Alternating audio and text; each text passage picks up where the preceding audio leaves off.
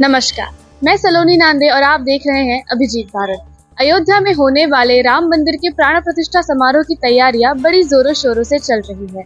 तकरीबन 500 साल की कड़ी मेहनत के बाद ये मंदिर बन रहा है और वहीं नागपुर में पोद्दारेश्वर राम मंदिर को भी तकरीबन 101 साल पूरे होने वाले हैं। तो आइए इस मंदिर का इतिहास जानते हैं यहाँ के पंडित जी से। जय श्री राम। मेरा नाम दिनेश मिश्र है। हम भगवान राम की सेवा में सन 1996 से हैं। हम जब आए तब से पहले से ही इस मंदिर के बारे में जो कुछ सुने हैं उनमें से कुछ जानकारी आपको देना चाहूँगा। यद्यपि ये भगवान श्री राम जी का जो मंदिर है, इस मंदिर के बारे में देखने से ही पता चलता है। इस मंदिर का इतिहास भी बहुत पुरातन और प्रशंसनीय होगा और सुंदरता की तो खान ही है। मंदिर जब अंदर आते हैं तो लगता ही है जो मंदिर बनाने वाले ने बहुत दिल से, मन से, बहुत ध्यान से इस मंदिर का निर्माण करवाया है, जैसा कि सुने है और कुछ ग्रंथों में वर्णित है। जो यह मंदिर है श्री राम जी का मंदिर, जो आज से लगभग 100 वर्ष पहले राजस्थान के बिसाऊ के निवासी थे स्वर्गीय जमुनाधर जी पोद्दार, जिनके द्वारा इस मंदिर का निर्माण करवाया गया था सन 1923 में। उनके बारे में हमने सुना है जो भगवान श्री राम के परम भक्त थे। उनके पूर्वज लोग भी भगवान राम के भक्त थे। यहाँ संभवतः वो आए बहुत समय पहले, सैकड़ों वर्ष या 100 वर्ष से भी अधिक पहले, और यहाँ उन्होंने किसी बड़े व्यापारियों का संग किया और व्यापार के माध्यम से सात्विक वृत्ति के द्वारा प्रचुर धन उपार्जन करके और अंत में भगवान श्री राम का मंदिर एक निर्माण कराने की जिज्ञासा उनके मन में हुई। और यद्यपि सुने हैं जो पहले यहीं पर भगवान शिव का मंदिर बना था, परंतु उनकी अर्धांगिनी थी जो उन्होंने उनसे आग्रह पूर्वक निवेदन किया कि जब शिव जी का मंदिर बन ही गया तो अपने को एक राम जी का भी मंदिर बनाना चाहिए। और संभवतः अपने अर्धांगिनी की बात को रखते हुए उक्त सेठ जी ने इस भगवान श्री राम जी के मंदिर का निर्माण किया। मंदिर के निर्माण में उन दिनों में ही बहुत सारे खर्च हुए थे, हम एक किताब में पढ़े हैं। और लिखित प्रमाण तो नहीं है, परंतु किन्हीं ने हमें कहा है जो इस मंदिर की जगह पर पहले जंगल था और बहुत समय पहले जिस तरह से राम जी के बारे में सुनते हैं, रामटेक पदार्पण हुआ था राम जी का, तो राम जी की उसी वनवास यात्रा में यहाँ पर भी कोई सड़क मार्ग था, जिस मार्ग पर दोनों ओर जंगल और मार्ग से भगवान श्री राम पैदल यहीं से या पास के किसी मार्ग से जा रहे थे नासिक। तो यहाँ कुछ संत महात्मा रहा करते थे। उन संत महात्माओं को दर्शन देने भगवान और उनके दर्शन भी करने इस मार्ग से या जंगली मार्ग से जा रहे थे। तो यहाँ संतों ने उन्हें घेरा, स्वागत किया और कुछ क्षण के लिए, कुछ समय के लिए भगवान श्री राम रुके थे, ऐसा एक दो बुजुर्गों ने कहा है। यद्यपि लिखित ग्रंथ प्रमाण तो नहीं है, परंतु यदि कहा है तो पुराने ऋषि मुनि महात्मा जैसे संत कोई कहा है तो उसको भी नकार नहीं देना चाहिए। वो जो कुछ भी भगवान की कृपा जिस व्यक्ति पर, जिस जगह पर जब जैसी होती है तब वैसा ही होता है।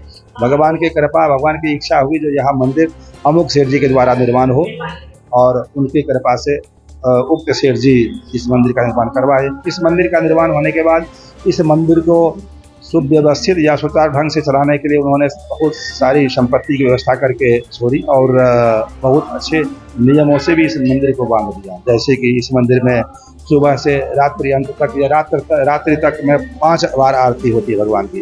5 आरतियों में सबसे प्रथम मंदिर का पट प्रातः काल 5:30 बजे खुल करके मंगला आरती होती है।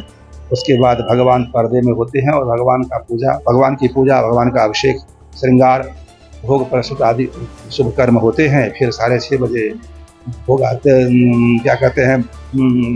श्रृंगार आरती होती है, दूसरी आरती, और 10 बजे दिन में नित्य भोग लगता है भगवान जी को। भोग के बाद 10:20 में भोग आरती होती है। उसके बाद और 1 घंटे तक, लगभग 1.25 घंटे तक मंदिर पट खुले रहते हैं, भक्तों को दर्शन होते हैं। फिर 11:30 बजे भगवान को विश्राम दिया जाता है। फिर 4 बजे सायंकाल भगवान के पट खुल करके दर्शन के लिए सुलभ होते हैं। फिर लगभग 6 बजे, 6:15 बजे, कभी 6:30 बजे ऋतु के अनुसार भगवान की संध्या आरती होती है। फिर 8 बजे रात्रि का भोग लगता है और उसके बाद अंतकाल में लगभग 9:15 बजे में भगवान की शयन आरती होकर के 9:30 बजे विश्राम दिया जाता है। इस तरह से और बहुत सारे नियम हैं।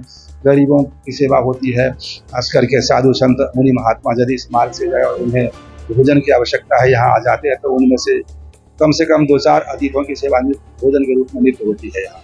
उसके बाद इस मंदिर के द्वारा संचालित श्री रामायण परीक्षा केंद्र जो ऋषिकेश हरिद्वार से संबद्ध है, तो उस परीक्षा केंद्र में पूरे शहर के और अन्य पास के शहरों के भी अच्छे परिवार या किसी भी गरीब परिवार के बच्चे भी रामायण क्लास में नाम अंकित कराते हैं और हर एक इतवार को रविवार को रामायण की पढ़ाई होती है।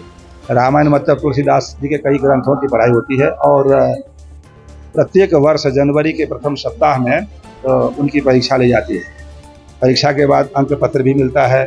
बहुत सारे वर्गों की परीक्षा होती है, प्रथमा, मध्यमा, उत्तमा, विशारद, और फिर सब बच्चे मैंने देखा है यहाँ रहते हुए, हम भी कुछ विशारद आदि की परीक्षा पास किए यहाँ से रामायण, और उसके बाद मैंने देखा है जो यहाँ के बच्चे अधिकांश बहुत संस्कारी, किसी भी समाज के बच्चे, मुस्लिम के बच्चे भी रामायण पढ़ते हैं और अभी भी पढ़ते हैं और पढ़ते थे, और कई तो पुरस्कार भी प्राप्त किए। ये संस्कार बात है। शहर का संस्कार थोड़ा अलग होता है, देश का अलग होता है। जैसे अपने देश का संस्कार देश के अन्य देशों से अलग है। फिर नागपुर का संस्कार बहुत अधिक अच्छा है, तब तो मुस्लिम के बच्चे भी रामायण पढ़ते हैं, बहुत नहीं लेकिन 2-4 हर एक साल रहते ही हैं।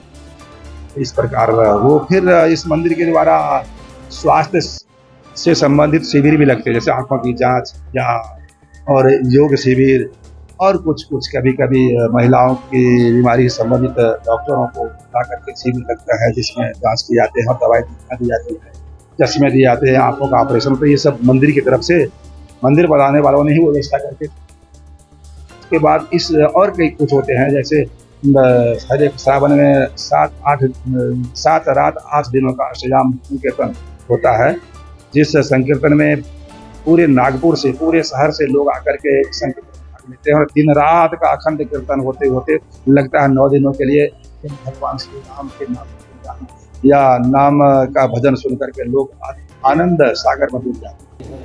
नागपुरामध्ये 22 तारखेला एक 6000 स्थानांवरती कार्यक्रम केला जाणार आहे। मंदिर केंद्रित कार्यक्रम आहेत। मंदिरांमध्ये भजन, कीर्तन, आरती, संध्याकाळी दीप उत्सव, दिवाळीसारखे लाइटिंग, आतिषबाजी, ढोल ताशे, तर पूर्ण नागपुरामध्ये जवळपास 40 स्थानावरती ढोल ताशांचं प्रदर्शन होणार आहे। सगळ्या ठिकाणी महाआरती होणार आहे। आज एक बाईक रॅली निघून राजा बादशाह मंदिरामध्ये त्याचं समापन होणार आहे। अनेक वार्डांमध्ये स्वप्रेरणेने लोक अनेक कार्यक्रमांचं आयोजन करत आहेत। महिलांची भजन कीर्तन मंडळीसुद्धा वेगळे कार्यक्रमांचं आयोजन स्वप्रेरणेने करत आहेत।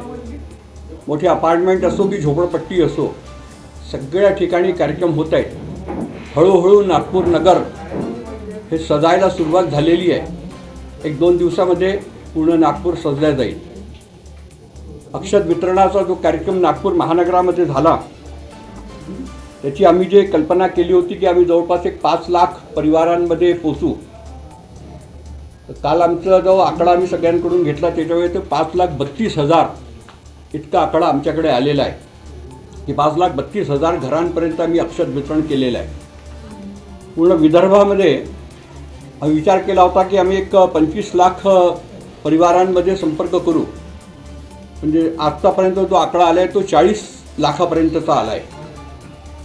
आणि पूर्ण महाराष्ट्र आणि गोव्याचा जर विचार केला तर आम्ही आधी म्हटलं होतं की 90 ते 95 लाख परिवारांपर्यंत आम्ही पोचू, पण ते आता 1,10,00,000 परिवारांपर्यंतचा आकडा आत्तापर्यंत आमच्याकडे आलेला आहे। असं सगळीकडे राममय वातावरण झालेलं आहे आणि म्हणून असं म्हणता येईल की ऐसे है मेरे राम। आणि सर्वांनी या कामामध्ये सहभाग करावा, सर्वांनी राममय वातावरण बनवावं अशी मी सगळ्यांना विनंती करतो।